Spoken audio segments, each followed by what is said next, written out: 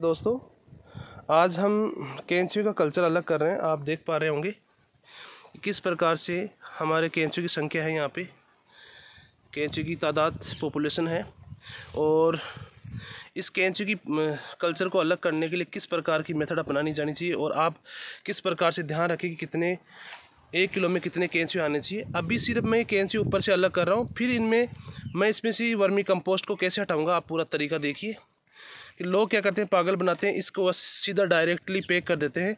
वो तरीका बहुत रॉन्ग है। 1 किलो कैंचियों का मतलब होता है लगभग उसमें 1000 से 1200 कैंचियों की संख्या होनी चाहिए, तभी उसको 1 किलो माना जाएगा, वरना वो 1 किलो कैंचियों नहीं होगा। लोग क्या करते हैं कि 1 किलो वर्मी कंपोस्ट में 200-300 कैंचियों मिलाकर उसको 1 किलो बताकर पैसे लूट लेते हैं। आप देख पा रहे होंगे कि ये देखो हमारा एक कल्चर है, आप अच्छे से देख रहे हो।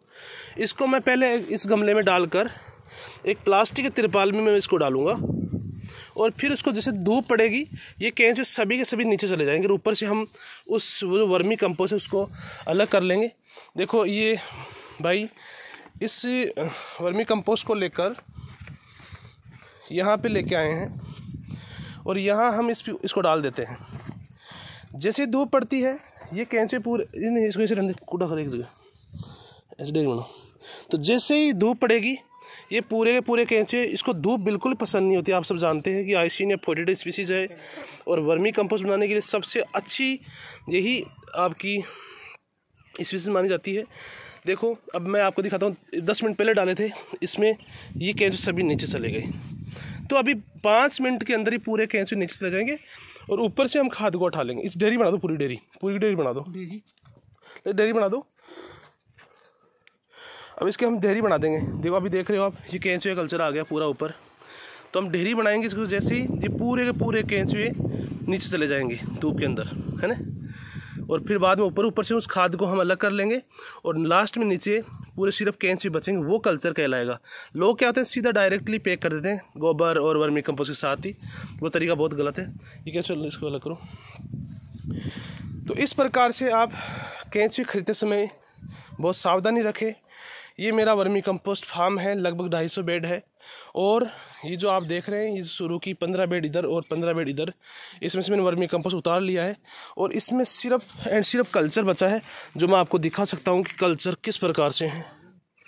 इसमें देखो आप कोकून भी देख पा रहे हो, जो राउंड है जो येलो कलर का। और आप सभी लोग किसान भाई आइए मेरे फार्म की विजिट करिए और फ्री ऑफ कॉस्ट ट्रेनिंग लीजिए कि किस प्रकार से वर्मी कंपोस्ट बना सकते हैं। मैं डॉक्टर श्रवण यादव और मेरा MSc फिर सिर्फ दोनों ऑर्गेनिक फार्मिंग में है। तो आप फ्री ऑफ कॉस्ट इसकी ट्रेनिंग ले सकते हैं। ये कोकून जो आप देख रहे हैं 2 कोकून है, ये इसके अंडे होते हैं जो एक कोकून से 3 से 4 बच्चे निकलते हैं। देखिए कल्चर आपके सामने है किस प्रकार से एक्टिव कैंचियों हैं। इन कैंचियों को मैं किस प्रकार से, ये देखो ये रिप्रोडक्शन हो रहा है, ये भी जस्ट अलग हो रहे हैं कैंचियों, जिली दिख रही है आपको, ये अलग हो गए हैं। तो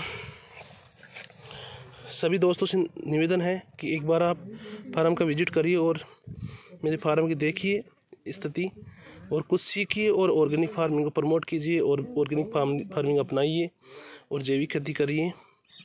अपने परिवार को स्वस्थ रखिए। धन्यवाद सभी दोस्तों को।